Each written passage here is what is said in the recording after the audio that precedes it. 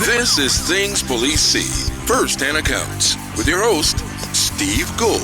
Welcome to the podcast that interviews active and retired police officers about their most intense, bizarre, and sometimes humorous moments on the job.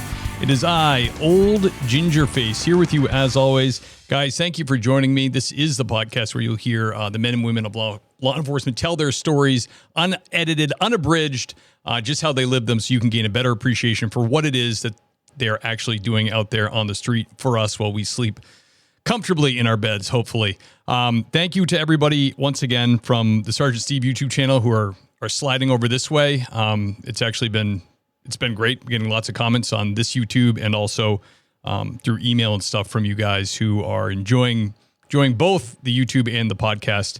And I love to see it. Thank you very much. So if you're doing that, please just let me know, and vice versa. People from the podcast have been going over to the YouTube channel. If you leave a message and I see it, I will do my best to write back to you and thank you, because it's really cool to see. Today's episode is exciting. I'm going to have a gentleman on, and then at the end bring on a past guest who was from like episode 61 in like 2020. These guys are buddies and co-authors. He's going to come on and chat with us. So the first guest here, 30 years, San Antonio Police Department, big PD. Can't wait to hear the stories. He started the mental health unit at this place. He also did spend some time in FTO, DWI, the gang unit. He was on a show on HBO called Ernie and Joe's Crisis Cops. So without further ado, let me bring on the great Ernie Stevens. Ernie. Hey, man, appreciate it. Good to sit down and speak with you, Steve. Yeah, it's an honor to have you, sir. Great state of Texas. Still just a state at this point. You haven't gone full on and become your own country? No, it's funny you say that, though. Every time I go to vote, there's people standing outside asking us to sign, this succession letter that we I just walk by them. I'm like, man, this is insane. That's funny. Yeah, when I was in California for a few years, there was a big Greater Idaho movement, and a lot of coppers who were leaving California going to Idaho were like, yeah, we should make Idaho should take Washington and make this whole thing a big retirement area for cops. Well, there you go, man. There's a lid for every pot. Yeah.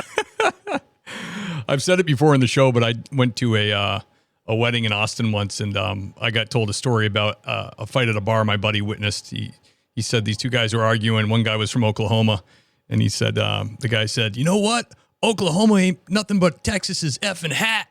And then they started shoving each other. Yeah, that will cause a fight. Yeah. That's great, dude. I love it.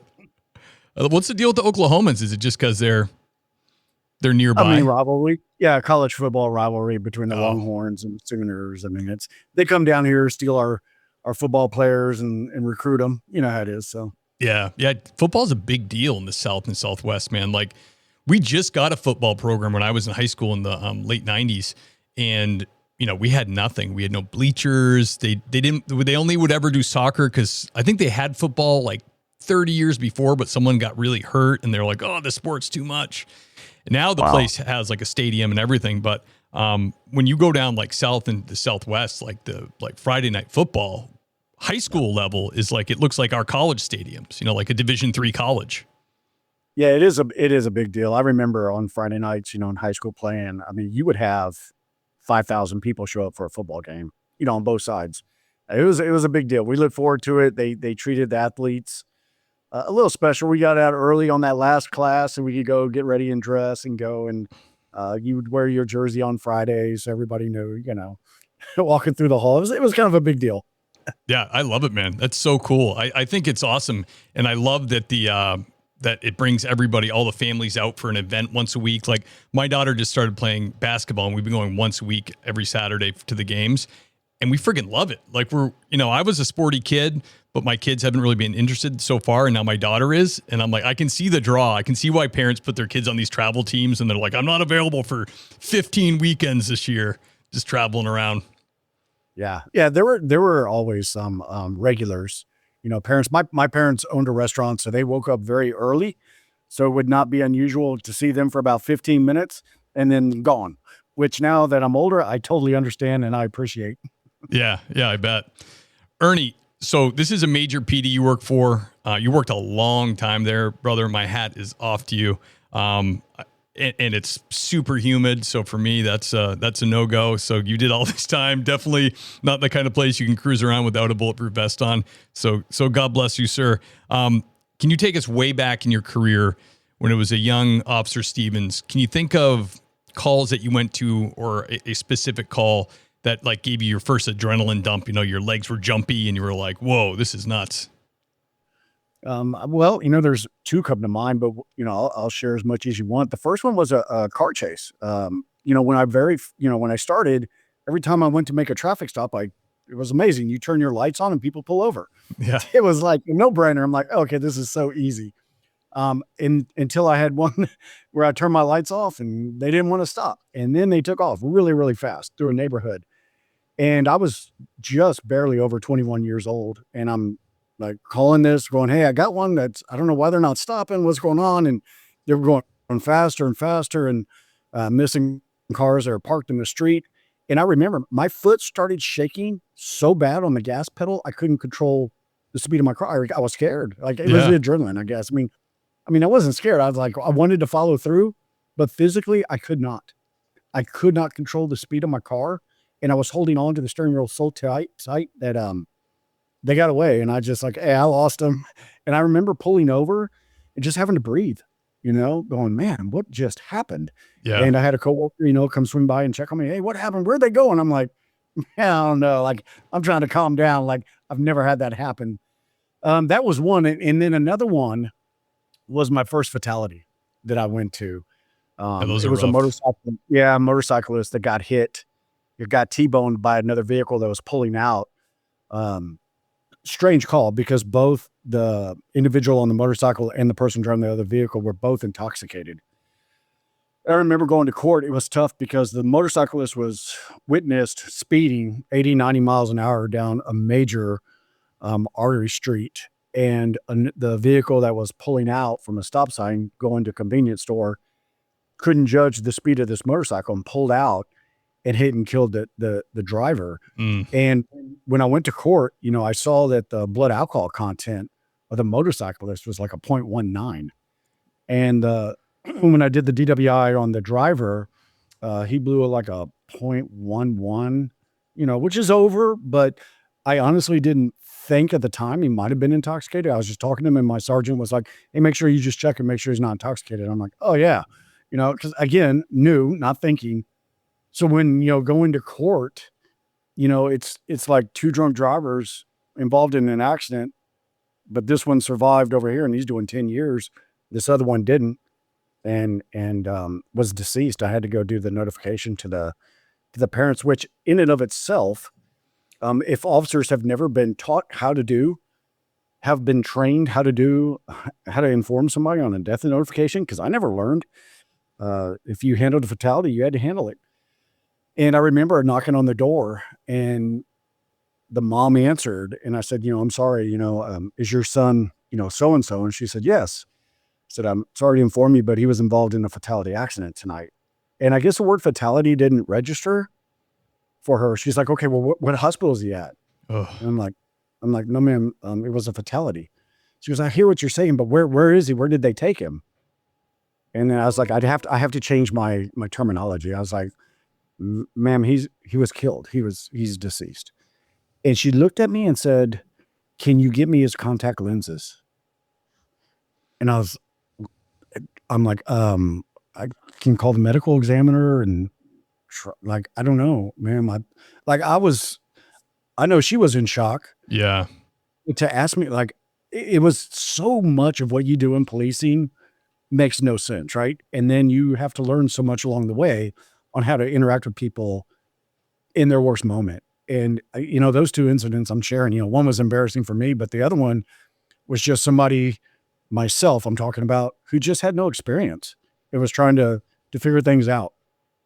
It is really hard. I mean, I went to my first one with the sergeant who was on duty, and I'm so glad that he was the lead on it. And I was just kind of like new, and they were like, come with me because you're going to have to do these. And it was like from another state, and they were asking us to go there, make notification, and ask about a tattoo on the shoulder because they couldn't recognize his son. And that extra bit to it, I was like, so we got to tell him his 20-year-old son is dead. And also, we're not even sure it's him because his face was pushed in the back of his head. It's like, it was so upsetting to even I was pretty much just a witness to it. And it stuck with me for a while. It's bad. Yeah. I mean, I still remember this motorcyclist's name 34 years ago now, which is insane. Yeah. I don't think people realize that, how long it sticks with you. And like you said about the first one, when your legs were shaking and stuff, that it's so common. And it really does jar you when you're a new copper, especially if you haven't had some experience in your life that would trigger that kind of physiological response.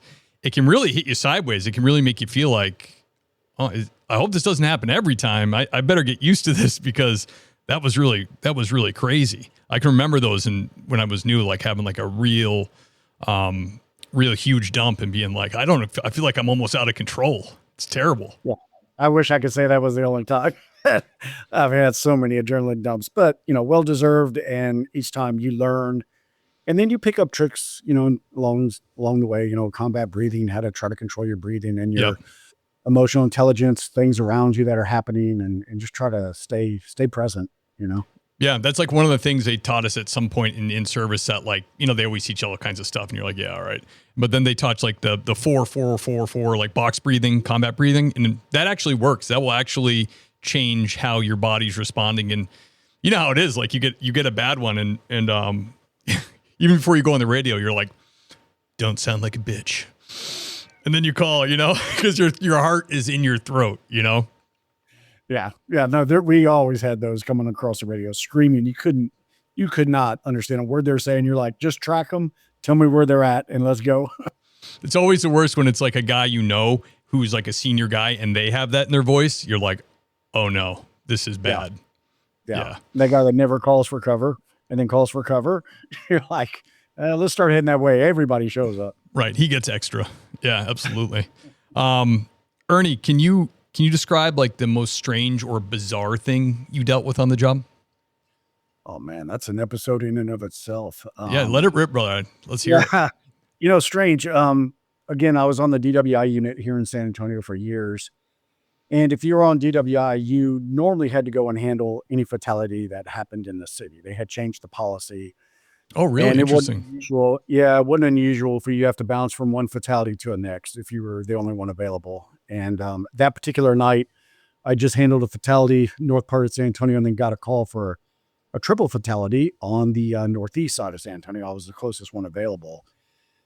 And when I got there, it was a vehicle that had rear-ended, that never even touched their brakes. It appeared the back of an 18-wheeler. And the back of the 18-wheeler where that, their bumper or whatever, that was perfectly level to the windshield of this car. So when they buried themselves in the back of this windshield, you can imagine what the three occupants on the inside looked like. So when I got there, I'm looking for life. There's no life. Everybody's deceased. And they had just stopped at a restaurant, like a Mexican food restaurant. There was rice and beans and brains like everywhere. It was disgusting. Oh. And I remember having to go into everybody's wallet and getting everybody ID'd and then going to do the death notifications. And on the second person's house I went to, I knocked on the door and the mom answered. And I'm, again, same thing, ma'am, are you related to, I can't remember this person's name. And they're like, yes. And I'm like, well, I'm sorry to let you know, but they were, killed in an accident tonight. And they're like, no, he wasn't. He's in bed. I'm like, ma'am, can you, okay, do you mind checking? Because she goes, yeah, I'll be right back. This sleepyhead kid comes to the door with his mom and she starts yelling at me. I told you he's right here. And I'm like, so I'm holding this ID and I'm like, can you tell me who this is? He's like, oh, that's my cousin. He used my ID so he could go drinking. And I'm like, so now all my paperwork is wrong. Yeah. I got the wrong occupant in the vehicle. And the mom slaps him on the head, slams the door on me. I'm like, so now I'm calling Traffic Investigation Division to say, hey, we got a problem. Yeah. And we need to figure out who this other kid is and do another notification. I've got to change all the paperwork. So, those situations are very rare. Of course, they happen to me among all these other types of calls that happen to me. So yeah, I think that was one of the, that was a strange call to have to deal with and figure out. Man, that's and she wasn't gonna open the door to help you locate the actual parents? No, she was done with me at that point. I guess, and I wasn't very forward about it. I was like, ma'am, I'm sorry to inform you, but she didn't want to hear it. And then she was, I guess, so upset, with her son. Yeah. That she's just like, I'm dealing with him now, not you, which I hope she did deal with him. I didn't like to deal with him myself after that, but yeah, strange. And then, it took a few hours to figure everything out and actually do the proper notification. But it was a horrible, horrible scene. Very gruesome. Yeah. It is. That takes a lot of getting used to. When you just come from like a normal life and become a cop or even paramedic or whatever, just seeing the human body in very unnatural ways. Always, and to this day, I'm not one of those people that like could, at this point in my career, like, eat a sub sandwich at a scene like that. It still bothers me. I don't like it.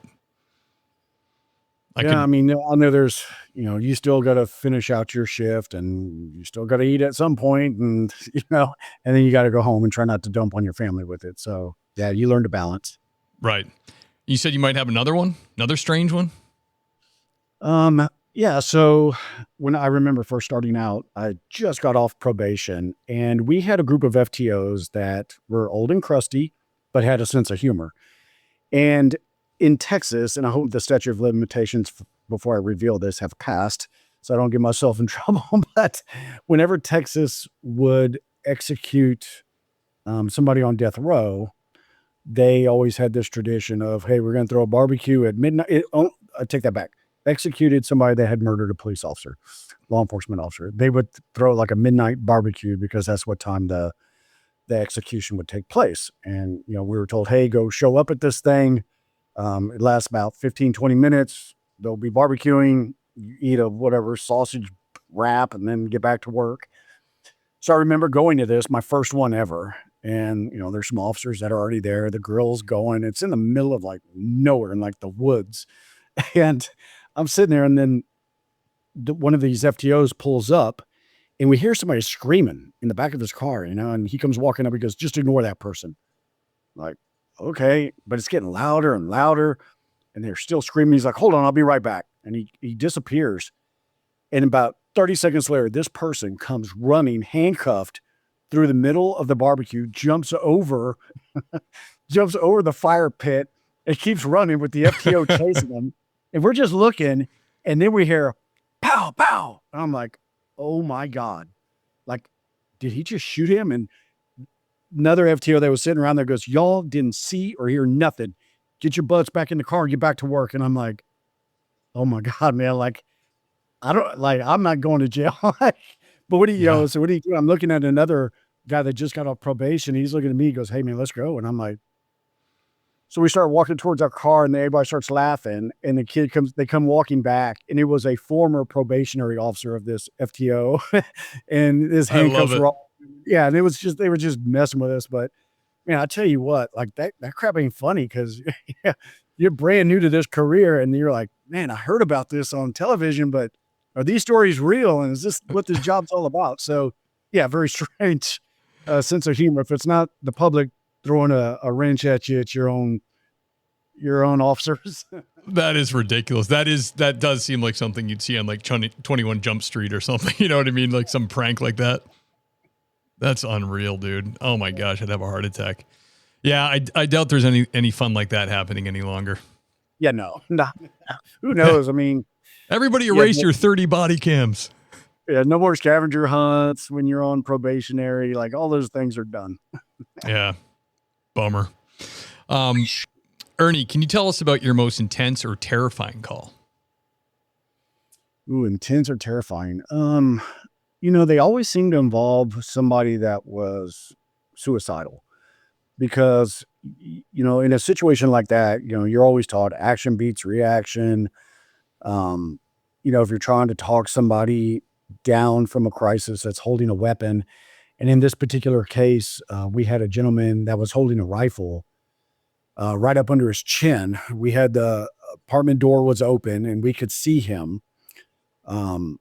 We were just slightly off to the side of the door and he was sitting down holding this rifle right under his chin, and we were trying to talk to him, and he had taken a whole bottle of ibuprofen as well. So we knew that kind of time was not on our side. And meanwhile, nobody else can see. So we got our, supervisors, hey, what's going on, guys? Y'all better wrap this up or else we're going to call in SWAT negotiators. And, this is like our first real try to de-escalate this crisis after we graduated from crisis intervention training, right? So now we're experts. Sure you are. And, I remember just looking around on the wall and seeing pictures, so I could tell, a picture of his daughter, and I started talking to him a little bit about her. She's like 7, 8 years old, wearing a karate uniform. I said, oh, wow, I was in martial arts too. Did you ever, go and watch some of her matches? And, he was starting to kind of fade in and out a little bit, but still wouldn't put the rifle down.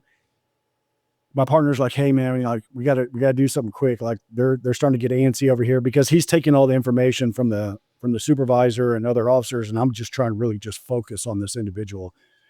And I said, hey, if he just slightly moves it, like, let's just go.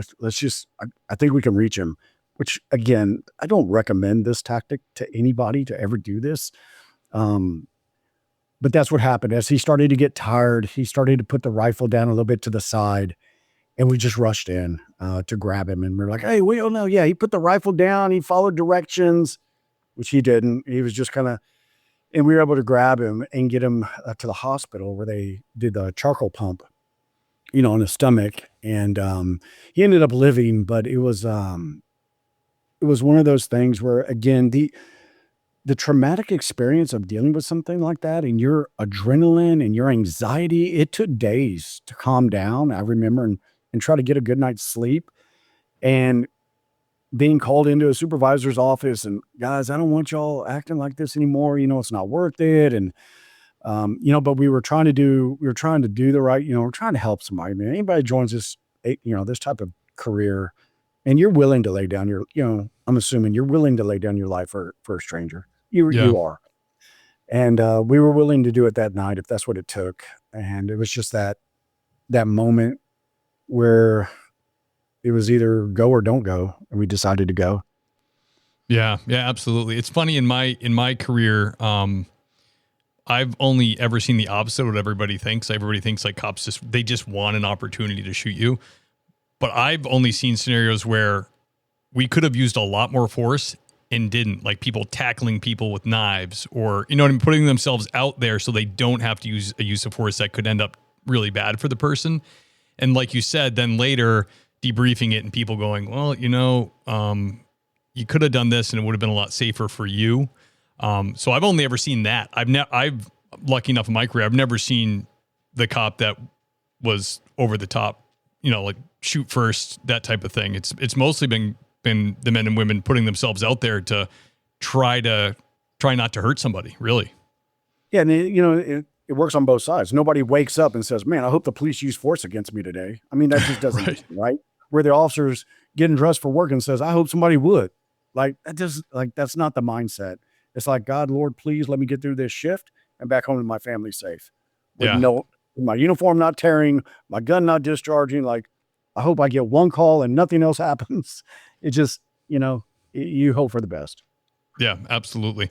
Kind of a perfect moment to ask you about the mental health unit. So you're saying you go to one of these calls, you get all jacked up, and then you kind of have to deal with the aftermath of your body running on this, I don't know, like nitrous oxide, for lack of better terms. It's adrenaline, then you're kind of cored out and you kind of have to recover. When you started that unit, what were some of the things that you saw, and what were some of the things you implemented, like first, to really help officers kind of come down off this and have a good way to get back to baseline? Yeah. Originally, the idea was to set up a mental health unit to help patrol that would get these calls and spend hours at the hospitals, right? Waiting for medical clearance and then doing the paperwork for involuntary commitment. So the idea was, let's set up this unit. Let's take these calls before they're dispatched to patrol if we can get to them. Or if an officer's already at the hospital with the patient, let's go there, relieve them, and get them back in service. It was a very high overview framework for the mental health unit. We didn't think a whole lot about it because we've never had one before. And not a lot of places had a dedicated mental health unit. And if they did, it might have been like a sheriff's department, and their job is usually completely different. They transport on mental health warrants from one facility to another or serve mental health warrants. They don't usually actively go out to crisis calls in progress. So we were kind of building the plane, I guess, as we were flying it. And what we were not prepared for, I will tell you this, was the first time we got a call to go check on an officer that was in crisis. That happened probably within 2 months of starting the unit. Oh, And when they wow. told me, when they told me the officer's name, I'm like, I know this guy. Like, I worked with him for years. What happened to him? So a little background was that he got injured on duty and had been out for almost 6 months.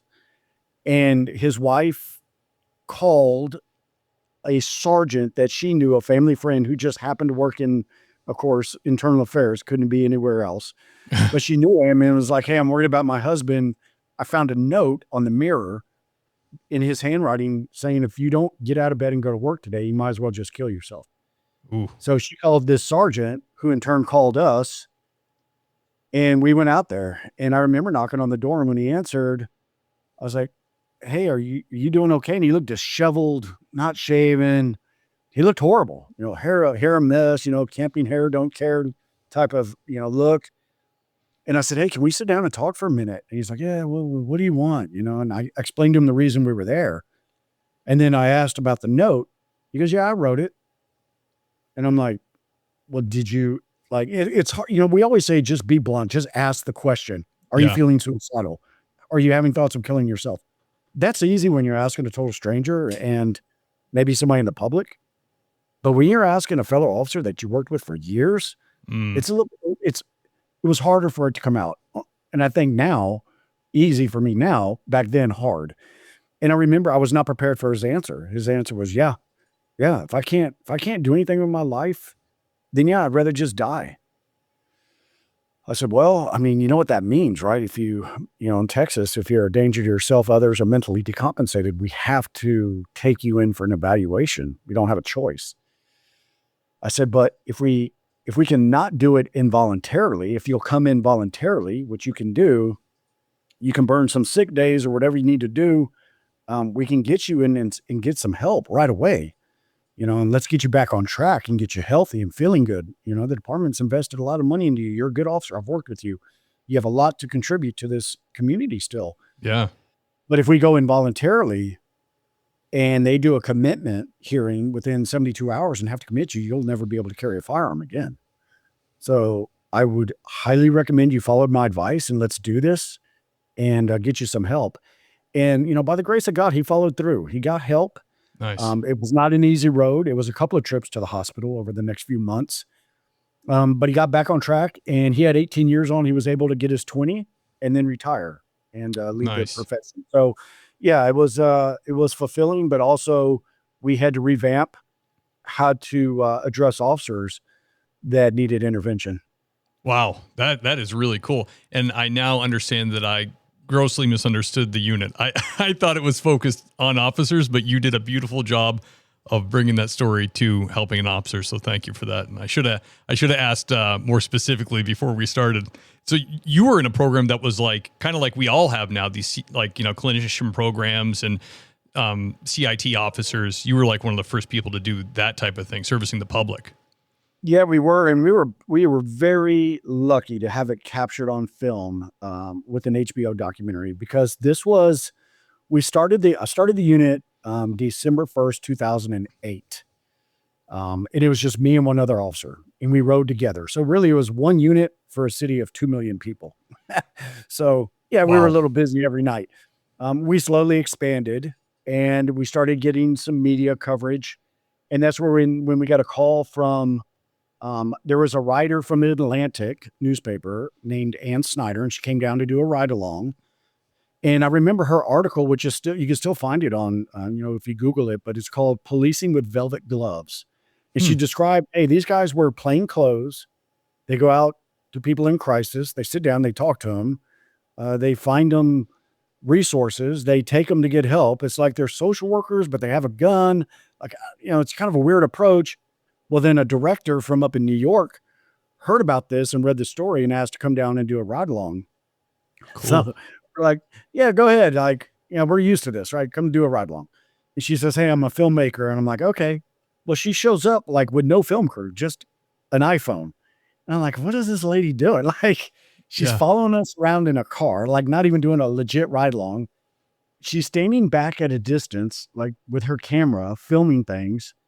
And I remember the first call we went to, Steve, it was at a group home.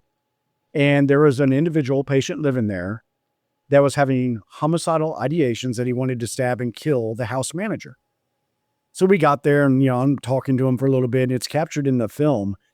And he had just had a change in medication. This was a brand new group home. So there was some changes in his life that, he couldn't cope with at the moment. And I explained to him, hey, you have a lot of insight to your illness. You understand that when you're talking about wanting to kill somebody, we have to get you screened. You don't have a choice, but why don't you come voluntarily? I'll stay with you until you see the doctor, like make sure that you're going to be good. Well, he looks at the car and it's an unmarked car, just a black SUV, but it has the hubcaps. All right. So, what? Everybody knows what I'm talking about. It's got the hubcaps. He's like, well, I'll go with you, but I'm not going to ride in the back of that car. It just had a clear partition because I know that's a police car. I'm like, okay, well, what do you want to do? He goes, I'll ride up front.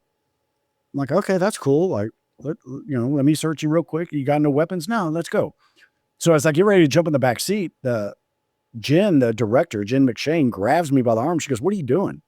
I said, no, we're taking the patient to a facility to be screened. It's like 15 minutes away. Just follow us. She goes, no. Why is he sitting in the front? I'm like, well, he doesn't want to sit in the back.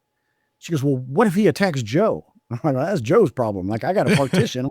I'll be good. Like, but I'm like, why? But that's the stigma, right? Mentally ill people are just going to randomly attack you. That's not, you have to know what you're dealing with. I'm like, he's mad at the house manager. He's not mad at us. He's willing to go with us voluntarily. Like, if something happens, I'm sure Joe will slow down, pull over. Like, you'll be right behind us. You'll get great film on it. And I remember she goes, well, first of all, this will never happen in New York. New York does not have this type of approach. This is like something I've never seen before. Well, it went down just like it normally goes down 100% of the time. Seems like we could take the patient to the facility. We walk them in, triage them, and release them. And that's when she said, hey, I think there's something here. I want to come back and actually film a documentary. And then she did for 3 years, and she actually came with a film crew. Wow. Little did I know she was a genius in film. I should have done my research. I'm an idiot.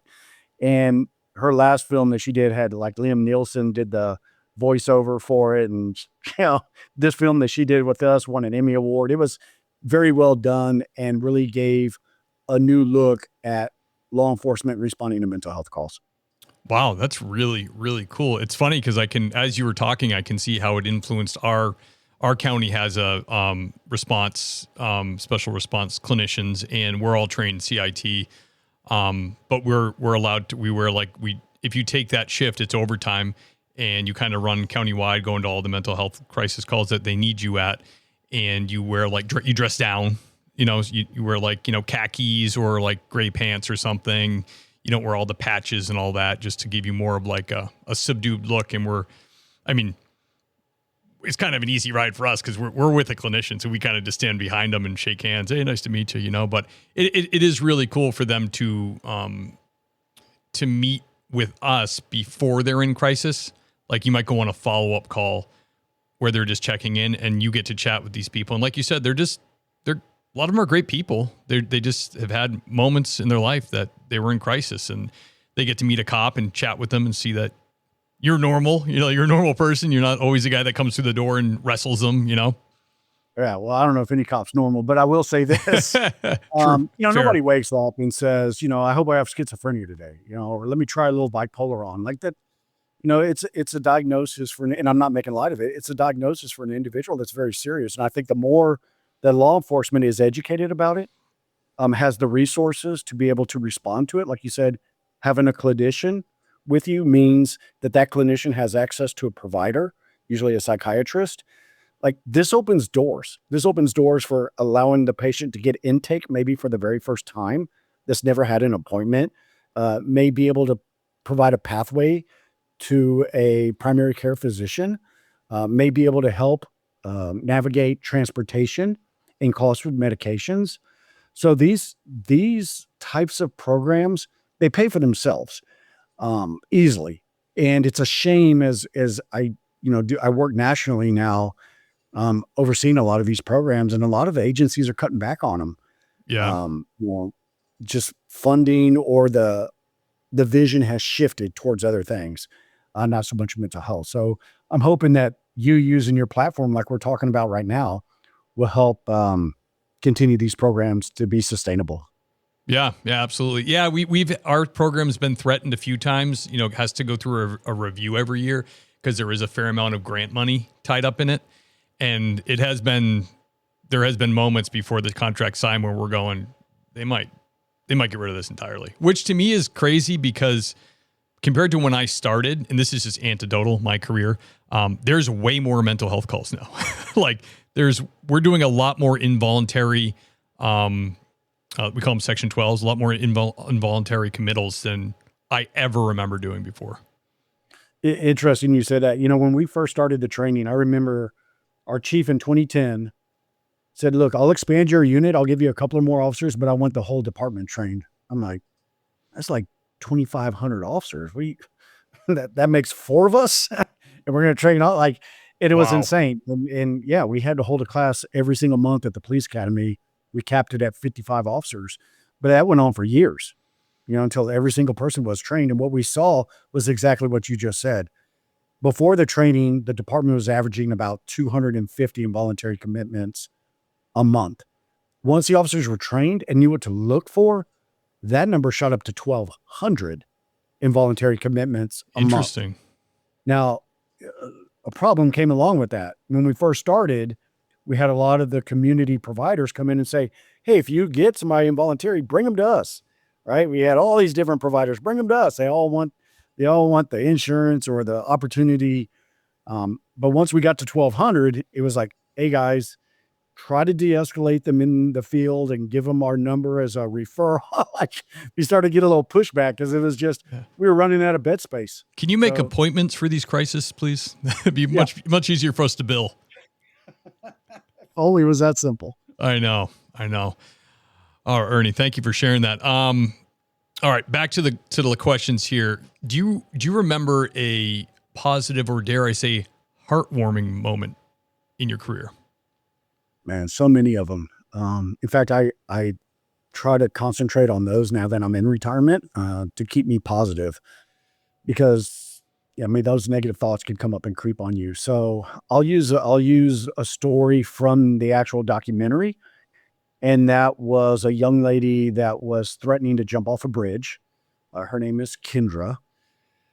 And I remember me and Joe were working overtime in patrol because every single night there were openings in patrol. We just did not have enough officers. And it was an easy way to come in and make a decent amount of money working an overtime shift, if you could stay awake. And that particular night, we got a call for a possible female jumper on one of our bridges. And so we were in uniform. Normally we wear plain clothes, but we were in uniform driving marked police cars. And I remember as I was pulling up, I see her straddling the bridge. So I turned off my front flashers.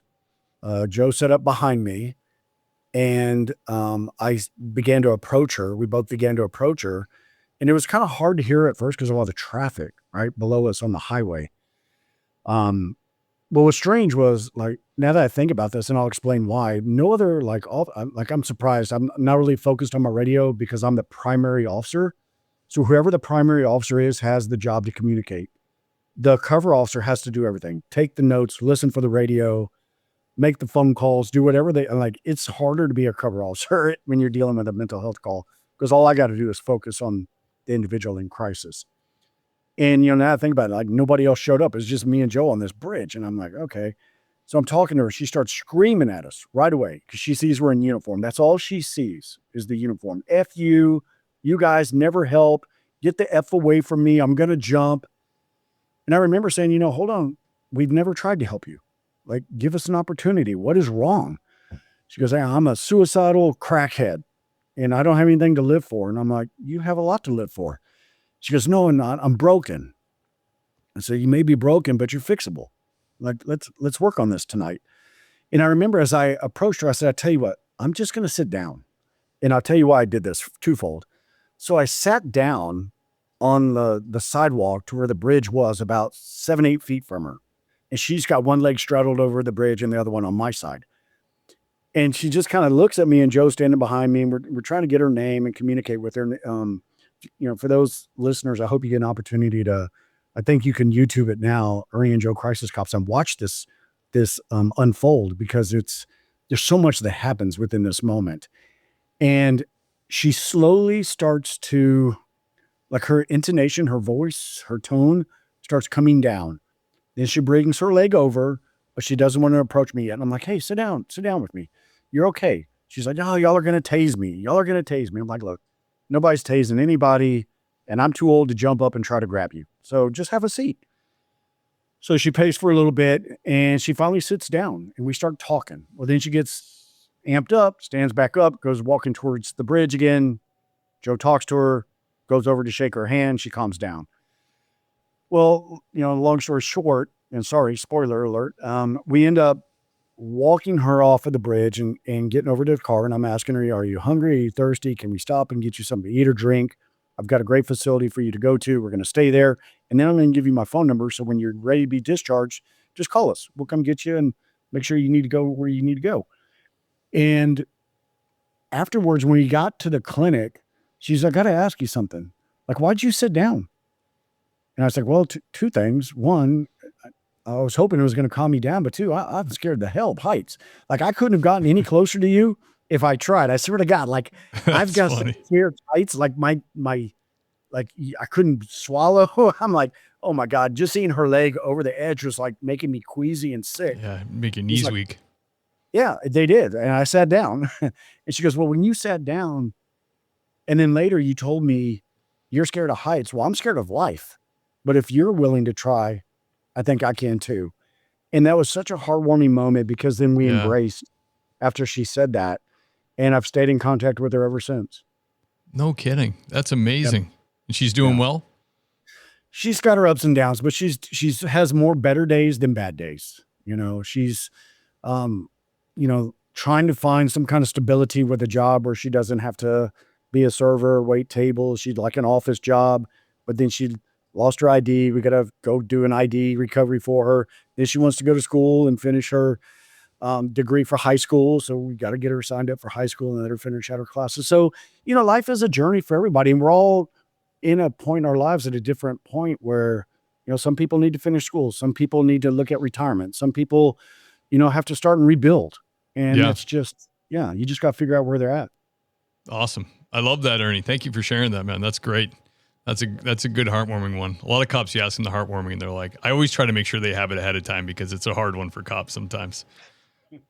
They tell you a heartwarming story about someone getting their head blown off, and then later down the road, something nice happens. It's like, that was kind of rough. You mean they survived? Like, no, it's, no, I do. I try to focus on heartwarming. I've got, anybody can just say, hey, ask me one, and I can pull out one simple, because I love the community that I serve, and any opportunity they have to enlighten me with something as simple as working during the holidays at 3 a.m. and seeing people that left their lights on, their Christmas lights on overnight and didn't turn them off. That brings joy to me, that I could drive down the street and see a house that is beautifully decorated. And for that moment, I forgot I was looking for a car burglar, and I got to actually look and, enjoy this person that decided to leave their lights on. It's those little moments you have to look for and embrace. Yeah, 100%. Absolutely. Ernie, popular question here. Advice to new police officers, people who are thinking about doing it. Believe it or not, a lot of people hear you guys tell your stories and they listen to a bunch of episodes and then they decide to actually apply. So what would you tell people getting into the profession? Something that took me about 15 years to figure out, and that was, don't enter this profession thinking you're going to change the world. Change yourself first. Have an open mindset to be a student of life, and then apply that to your career. And what you'll see is you will make a difference in this world, but it has to start with you first. Awesome. I love it. This is a perfect moment. Should we bring Scott in to this? He's been waiting patiently. let him keep. No, I'm just kidding. Yeah, you'd have told me he was going to be here. I'd have never agreed to this. I know. That's why I'm waiting to the last minute here. He's make you look bad. The great Scott Medlin. Scott, welcome, brother. Thank you for joining us. Oh, let me unmute you, buddy. That's my bad. I thought it was him.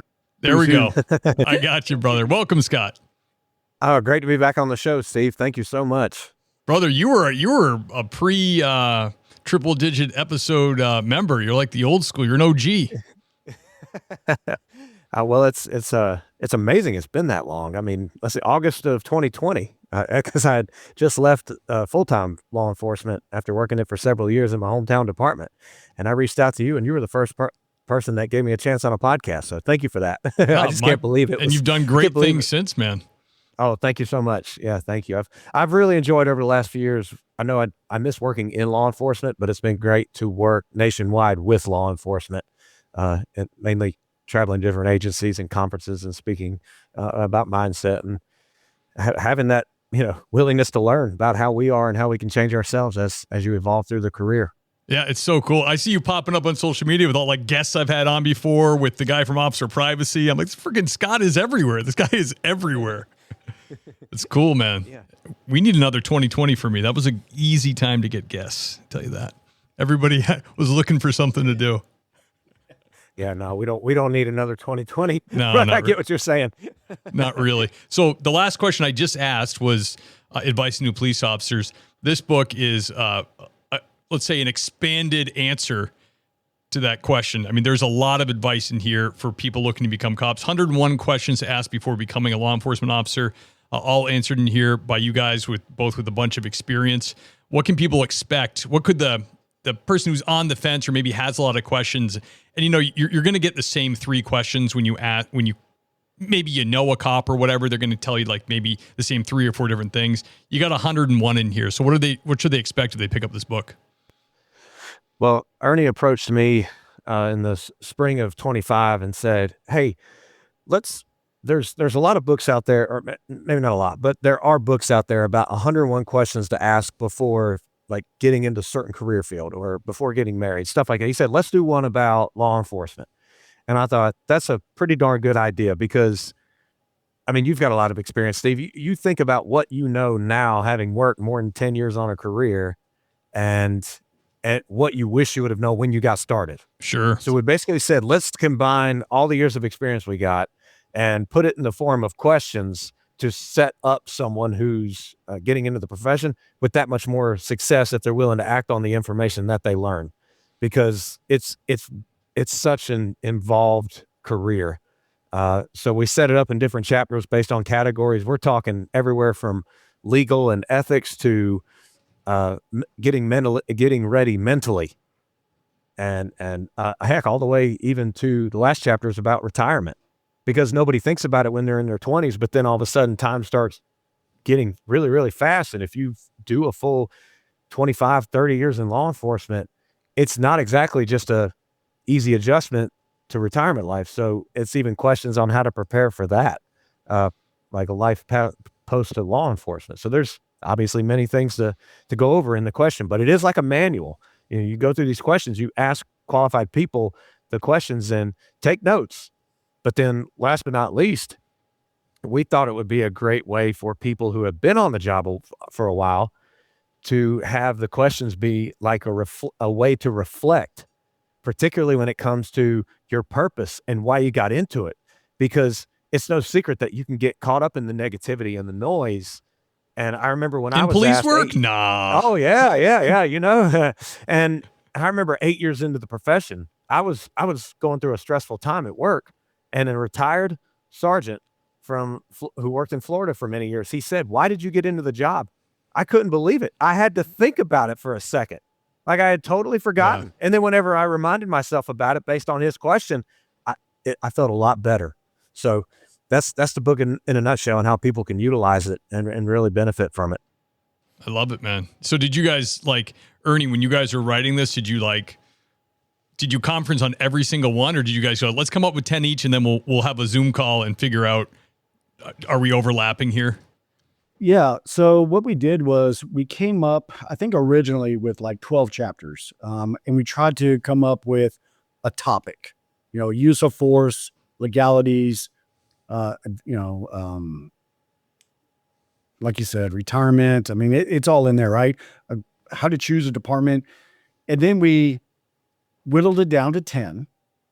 And then I said, okay, Scott, what do you think? You take 5, I take 5. And we tried to find out what best fit our backgrounds, because we come from different backgrounds. We come from different agencies. We come from different cultures. So we really wanted this to blend for anybody who would pick this book up to be able to say, hey, from a high overview, I can answer this question, right? So once we found out what 10 we were going to do and what 5 each we were going to work on, we just locked ourselves in our room and got to work. And then Scott put together a shared document. And as I would get my questions done, I would submit them and he would know. And then vice versa until we got to a point. I said, hey, I think we're at the point where we can start looking at these questions and fine tuning them. And once they were fine tuned and we thought, we had a really good book to work with, Scott took it from there to get it published. I love it, man. Know what I really like about it a lot is it's kind of interactive. Like because this is the kind of book you want to interact with. You want to try to implement things from this book. It's not like you're just going to read it and you're going to forget it. I like how you have these the section for notes, so you can read the advice and then kind of apply it to your own life and how you plan. Because you know how it is when you read a book, you go back and you're like, you kind of forget the ideas you had. This one has space right in the book to write it down. So this would be a great tool for people getting into law enforcement, even just people earlier in their career, or even for an old timer just to remind themselves, like Scott was saying. I what's funny about that? when I first got the book delivered, my wife goes, hey, I think they forgot to put the words on the pages. Like, what are you talking about? These guys are making money having you write their book. They're geniuses. I'm like, it was genius. Like, right. And I'm like, no, baby, look, this is how we did it. That's funny. I do want to share something. Breaking news. So Scott, we just got our first bulk order. Texas A&M Corpus Christi's Criminal Justice Division or Department, has started a brand new library, and they have asked us to be the first book placed on that shelf. So we got our first bulk order getting ready to go out. Oh, what an honor, man. That's unbelievable. That's awesome. Very grateful for that. But yeah, the people that read it, though, they got to do the work. I mean, we give our insight and we give and reflection and advice based on what we experienced. But that is the point of the book, because if you ask the right question and then you're writing down the answers, it's a solid thing that when you write things down, you remember them a heck of a lot better, and it makes more of an impact than when it's just a passing thought.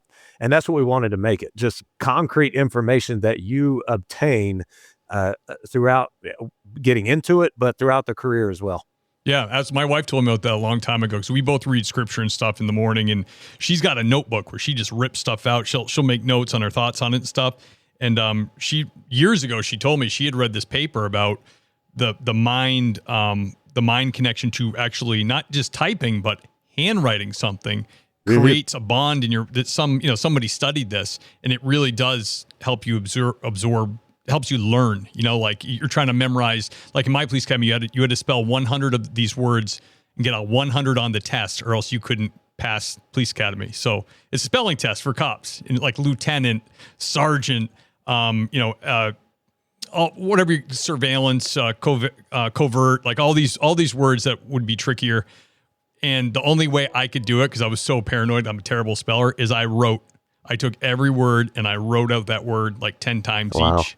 And it made the connection to my mind, and I passed the friggin' test. But I think there really is something to that. Also, side note, I got this bonus book I've been flipping through from Scott. This book is great, dude. 101 stress busting tips. And I was saying, I was kind of bragging a little bit before the interview. I said, I am doing some of these already on my own, so looking pretty good. But no, there's some great ideas in here, because I don't know. I kind of go, I think everybody kind of goes blank when it comes to taking care of themselves. You know what I mean? Like, kind of like, what could I do about it? Probably nothing. But this, I think, Steve, it goes along with the profession, right? We take care of the community, so we truly do dedicate ourselves to it. That by the time you get home, what do you really have left? And that's what causes, I think, law enforcement to have such a high rate of divorce and everything is you've got to truly learn how to balance yourself and have something left when you get home, because they need your love too and your support. Yeah, absolutely. Ernie, Scott, be right back with you. All right, brother. Thank you for coming on the show. The great Scott Medlin. I'm going to switch back with just Ernie, and then I'm going to come back after I do the intro. So don't go anywhere. All right. The great Ernie Stevens, sir. Awesome stories. They were what I would expect from San Antonio, my man. I feel like you have more in there, so might tap you down the road. If you had a good time and you wouldn't mind coming back, I'd love to have you. I'd be honored, man. I had such a good time talking with you today. Oh, I'm so glad to hear that, brother. Can you hang on just like 2 or 3 minutes when I do the outro? Got it. Thank you. The great Ernie Stevens, everybody. Great stories. So fun to have him. So fun to have Scott back. Scott popped back in to talk. He's still working. He's crushing it out there. These two are together doing it. Check out their stuff. It's available on Amazon. Link will be in the show notes. And you can, of course, just Google them and see what everything else they have, what they're up to. They just had a major sale to university. Pretty sweet. That's really cool.